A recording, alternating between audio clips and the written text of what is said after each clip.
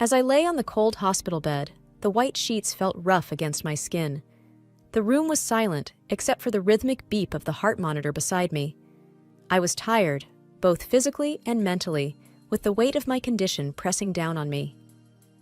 Dr. Wilson had visited earlier and explained that I had an ulcer.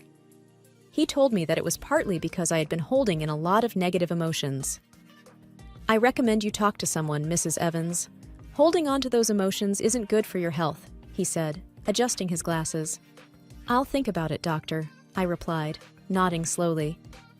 Soon after Dr. Wilson left, David entered. My husband of 15 years, David was a tall man with brown hair that was starting to gray at the temples. His suit was impeccable, always tailored to perfection. However, his face now showed signs of stress and impatience. "Jane," David started, clearing his throat, "I've been doing some thinking." I turned to look at him, waiting for him to continue. He took a deep breath. "I want a divorce." I felt a pang in my chest, but not of heartbreak, more of realization. It felt like something I had been expecting for a long time. "All right," I said simply. David looked taken aback. "That's it? Just all right?" "I guess I've seen it coming, David," I admitted, "though I never thought you'd tell me while I'm in a hospital bed." A nurse, Melissa, who was attending to some paperwork nearby, looked up. She was young, perhaps in her mid-20s, with bright blue eyes and blonde hair pulled into a ponytail. She gave me a concerned look. "Are you okay, Mrs. Evans?" David scoffed. "Of course she's fine. Aren't you, Jane?" I ignored him, turning to Melissa. "I'll be okay. Thanks for asking." "Why are you so calm about this?" Melissa whispered, genuinely curious. With a small smile, I leaned in closer. "I have a little secret. Something that will make everything all right in the end." David, not hearing our exchange, glanced between us, looking annoyed. "I'll get the papers started then," he said tersely. As he left the room, I couldn't help but feel a mixture of sadness and relief. I knew that this was just the beginning of a new chapter in my life. And though the circumstances weren't ideal, I felt strangely hopeful. The hospital room was quiet, with only the soft murmur of the TV in the background. I started to drift into a state of introspection, remembering simpler times. The day David and I met felt like it was just yesterday. We were introduced by mutual friends at a local coffee shop. The initial days were filled with laughter, shared interests, and many dreams for the future. "Jane, have you ever thought about traveling the world?" David had once asked me during one of our early dates. "I've always wanted to," I replied, taking a sip of my coffee. "But you know, life gets in the way. Work, responsibilities." David smiled warmly. "Maybe we can do it together one day." I chuckled. That sounds like a dream. But as the years went on, things changed. David got a high-paying job, and suddenly, money became a focal point in our lives. We moved into a big house, drove expensive cars, and attended high-profile events. It was a life many dreamed of, but it felt empty to me. "I bought another painting today," David said one evening, showing off a piece of artwork that cost more than what I earned in a month at the bookstore. "It's beautiful," I replied, trying to show enthusiasm. But deep inside, I missed our simpler days, when happiness wasn't measured in monetary terms. The stark difference in our earnings soon became a sore point. David would often berate me for not making enough and for spending too much time at the bookstore. "Jane, can't you find a better job? Something that pays more?" he once asked. "This is what I love, David," I retorted, frustration evident in my voice. "I thought you of all people would understand." His reply was cold. "Well, love doesn't pay the bills." Health concerns started adding to our strained relationship. The constant pain in my stomach became unbearable at times. I remember one particularly bad night when I was curled up in pain. "Jane, are you okay?" David's voice was filled with annoyance rather than concern. "My stomach, it hurts so much," I managed to whisper. "You're always sick," he snapped. "Maybe if you didn't stress about that bookstore so much, you'd feel better." Even during those tough times, there was one person who stood by me, my grandmother. She was a wise old woman with a heart of gold. We shared many moments, sipping tea and talking about life. "He's not right for you," she told me during one of our conversations. I sighed. "I know, Grandma, but we've been together for so long." She looked at me with a knowing smile. "Sometimes length doesn't mean depth. Remember that." Her words stayed with me. David's decision to ask for a divorce might have been sudden for him, but for me, it was a long time coming. And as I lay in the hospital bed, clutching the letter from the notary, I felt a sense of clarity and direction for the first time in years. My grandmother had passed, leaving me $3 million. But there was a catch. I would only inherit it upon divorcing Robert. A bittersweet smile formed on my lips. Once an unwelcome condition, now it was my ticket to freedom. The next morning, I decided it was time to take charge of my life. I needed to know why David was so eager for the divorce. Was there another woman? Or was there something else he wasn't telling me? I decided to call Mark, a lawyer I had known since childhood. We had grown up together, and even though life took us on different paths, our bond remained. "Jane, long time. How are you holding up?" Mark's voice sounded genuinely concerned. "Been better, Mark," I replied, trying to sound upbeat. "But I need your help." Mark paused for a moment. "What do you need?" I hesitated. "I need to know why David wants a divorce so urgently. Can you find out?" There was a short silence. "You think he's up to something?" "I just have a gut feeling. Something's off." "All right," Mark said. "I'll hire a detective to tail him, see what he's up to." I felt a weight lift off my shoulders. "Thank you, Mark." A few days later, Mark called with news. "Jane, you were right. David's been seeing someone." My heart sank. "Who is she?" "He's been spending time with a young girl, probably in her 20s. Tall, model-like. Our detective has taken some photos." I sighed. "I need to see them." Mark arranged for me to meet with the detective later that day.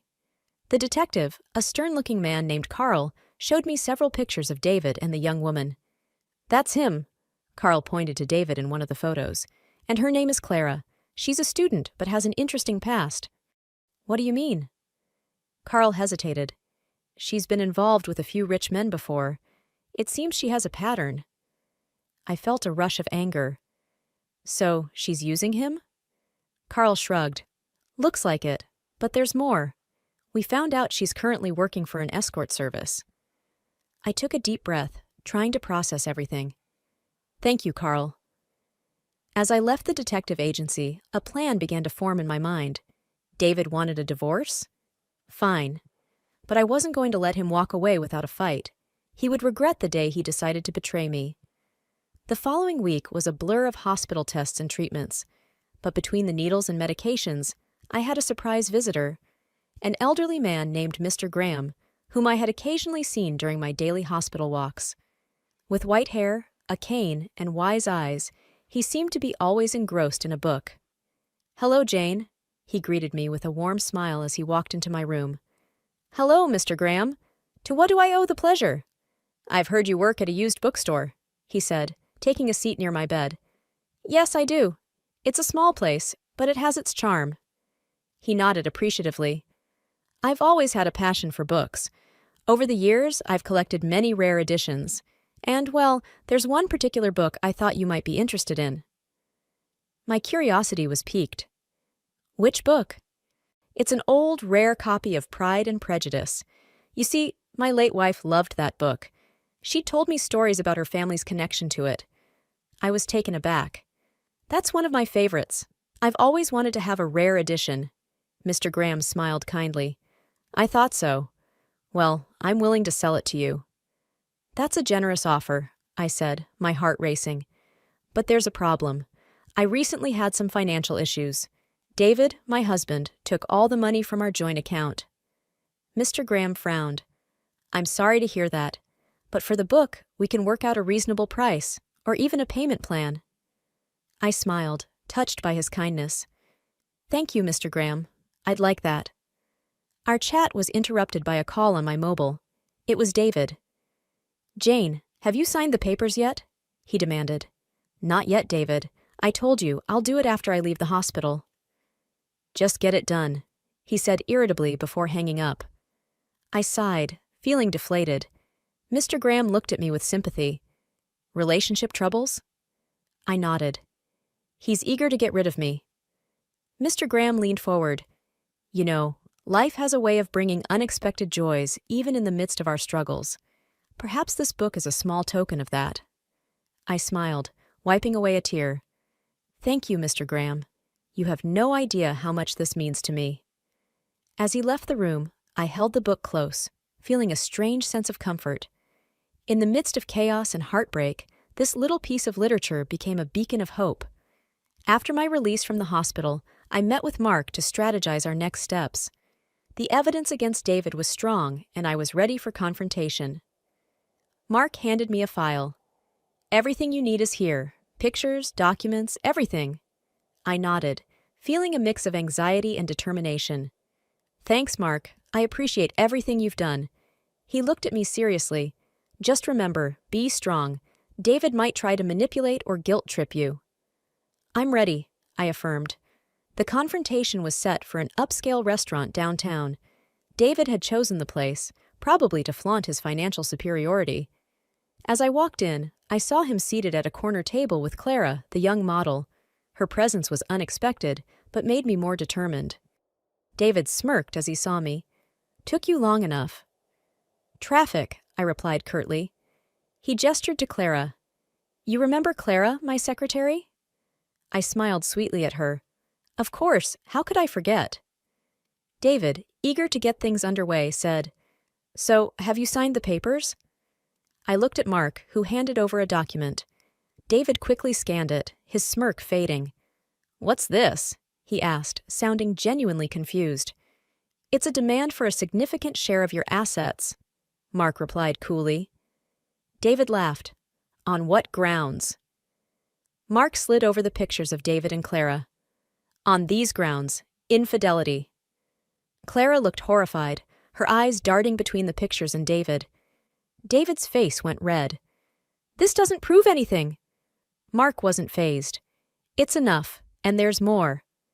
He handed over another set of photos, showing Clara with different men. David looked at Clara, betrayal evident on his face. What is this, Clara? Clara stammered. I can explain. I chimed in. No need. Mark already explained to me about your profession. David looked crushed. His grand plan had backfired spectacularly. I decided it was time to deliver the final blow. Oh, and by the way, David, my grandmother passed away and left me a substantial amount. So don't worry about the dinner bill. I've got it. The look on David's face was priceless. The combination of shock, regret, and realization was almost poetic. I stood up. This is the last time you'll see me, David. Goodbye. Walking out of the restaurant, I felt a sense of freedom I hadn't felt in years. I was finally free from David's toxicity, and it was time for a fresh start. The past few weeks after the restaurant incident had been a whirlwind of changes. The whole town buzzed with news of David's fall from grace, and the whispers and pointed fingers were unavoidable whenever he made a public appearance. One afternoon, my phone rang, displaying David's number. I hadn't expected him to call ever again. Still, out of sheer curiosity, I answered. Hello? Look. David's voice was rough, almost desperate. I need to ask you something. My defenses immediately went up. What do you want? He hesitated, and I could almost picture him struggling for words. I need a loan. I raised an eyebrow. You want money from me? Yes, he sighed, his voice breaking a little. I spent a lot on Clara, on gifts, travels, everything she asked for. Plus, there are debts I've accumulated. I thought I had it under control, but now with everything falling apart, I just need some help to get back on my feet. His confession did give me a moment of satisfaction, but I remembered how he had treated me in the past, his condescending words and attitude. You told me once that I shouldn't spend money on myself because I'm an uninteresting woman, I said coldly, recalling his exact words. Why should I help you now? He was silent, likely recalling that painful memory. I waited. I'm sorry for what I said, he replied. It was wrong, but I really need this. I took a deep breath. David, You made your choices, and now you have to live with the consequences. I won't help you." I could hear the desperation growing in his voice. "Please, just think about it. I'll do anything." "No," I responded firmly. "Goodbye, David." I hung up and took a deep breath, feeling the weight of the past finally starting to lift off my shoulders. I was in control of my life now, and no one could take that away from me. The courtroom buzzed with murmurs, everyone exchanging opinions and whispers, but my focus was sharp. I looked straight ahead, bracing myself for the face-off. The mahogany doors opened, and in walked David, his hair disheveled, and his face reflecting sleepless nights. He still managed to look charming, but I saw through it. Mark, my lawyer, stood tall beside me. "Stay strong," he whispered. "Today is the day we set things right." David approached hesitantly, his eyes pleading. "Can we talk? Just for a minute?" I nodded towards Mark, signaling him to give us a moment. "Make it quick." David took a deep breath. "I'm so sorry. I realize the pain I've caused. Please, can we not do this? Can we not make it a public spectacle?" His words seemed genuine, but years of deceit had made me wary. "David, this isn't about you anymore. It's about justice." He looked defeated, but tried one more time. "Isn't there any room for forgiveness? For us to start afresh?" I stared at him coldly. "There's no us anymore. And as for forgiveness, some things can never be forgiven. You chose this path." Before he could respond, the bailiff announced the judge's arrival. Everyone took their seats. The judge, a middle-aged man with a stern face, spoke. "This court is now in session." Mark began. "Your Honor, my client has suffered emotional and financial turmoil due to Mr. David's actions. The evidence will showcase his deceit." David's attorney tried to interrupt, but Mark continued, "Your Honor, we have photographs, bank records, and messages that point towards Mr. David's consistent betrayal." The evidence was presented, one piece after another, creating an irrefutable chain of David's misdeeds. David looked shattered, realizing the gravity of the situation. "Your Honor," he began, voice shaky, "I admit my mistakes, but I beg the court and my wife for leniency." Mark countered, "Mr. David is only remorseful because he got caught. Had any of these deceitful actions not come to light, he would have continued his ways." The judge, after pondering for a while, said, "Given the overwhelming evidence, this court grants the divorce. Mrs. will receive 80% of the combined assets." David was aghast. "This is extreme." I stood up, anger evident in my voice. "Extreme? Like your affairs? Or draining our accounts? Or every lie you told?" David whispered, "Please just give me a chance." I looked at him squarely. "I gave you years, David. You destroyed that chance every time." Walking out of the courtroom, Mark congratulated me. "You did great. This chapter is closed." I nodded, determined. It's time to rebuild and move forward, without him. The sun outside shone brilliantly, signaling a new dawn, and for the first time in years, I felt truly free. The sky was a bright shade of blue, and the air was fresh, with a hint of morning dew. It had been a month since the court case, and the world seemed different to me. I was sitting in a small cafe near the beach, enjoying a cup of coffee, watching children play in the sand and families laughing together. Sarah, my longtime friend, joined me at the table, her presence always a comfort. "How does freedom feel?" she asked with a teasing smile. "It feels like breathing without any weight on my chest," I replied, taking a sip from my mug. She chuckled. "I never understood why you held on for so long." I sighed. "Neither did I, but it's in the past now. I'm just focusing on what's ahead." A small boy, around 6, ran up to our table, his sandy feet leaving prints. "Excuse me, ma'am. Can you help me build a sandcastle?" I smiled at his innocence. "Sure, why not?" As we sat building the castle, Sarah watched with a soft smile. "You know, you always had a way with kids. Have you thought about what you're going to do next?" "Actually, I have," I began, molding the sand into a tower. "I'm thinking of starting a community center for children, somewhere they can come, learn, and play." Sarah looked pleasantly surprised. "That sounds amazing. but it's going to be a lot of work. I'm ready for it. I've been tied down for so long. It's time I did something that truly matters. The day wore on, and Sarah and I talked about everything under the sun, memories, future plans, and the latest town gossip. Later, as the sun began to set, casting a golden hue on the horizon, I stood up, stretching my legs. You know, Sarah, it's moments like these that I miss the most. Simple, peaceful, just enjoying life. Sarah nodded. You've come a long way. A familiar face approached our table. Mark. He looked different in casual wear, less the stern lawyer and more like an old friend. I hope I'm not interrupting, he said, a smile playing on his lips. Not at all, I replied. Have a seat. He sat down. I was in the area and thought I'd check on you. How have you been? Better, I said. Much better. Sarah, always the tease, chimed in.